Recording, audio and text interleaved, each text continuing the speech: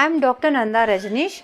I practice Onco surgery and Laparoscopic surgery in Apollo Spectra and Spectra hospitals. Breast cancer progression depends upon the type of the disease that is started, how it is started, like what we call it as grade of the tumor, and whether it is ER/PR positive or ER/PR negative, because we do know that low grade tumors grow very slowly and high grade tumors grow very fast. And also the receptor status, if the receptors are positive, then the growth of the tumor is lesser. And secondly, the presence of hormones in the body, that is in premenopausal women, breast cancer progresses very fast. So we all know that breast cancer progression is dependent on number of high risk cells in the breast. So the promotion to breast cancer and progression depends on number of high risk cells. It's like a bullseye, bigger the bullseye, the mutation increases and it can progress into cancer.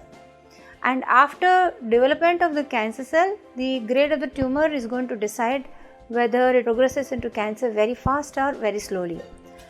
Next is staging of the breast cancer. There are two types of staging of the breast cancer.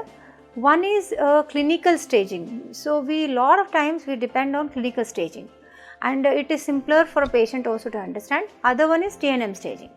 TNM is tumor stage, that is the size of the tumor and node, number of lymph nodes, and metastasis TNM is going to decide the TNM staging.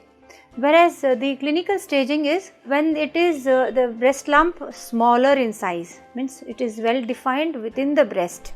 Okay, so it is called as the early breast cancer. Early breast cancer, when it has spread locally within the breast, it's bigger and larger in size within the breast, we call it locally advanced breast cancer.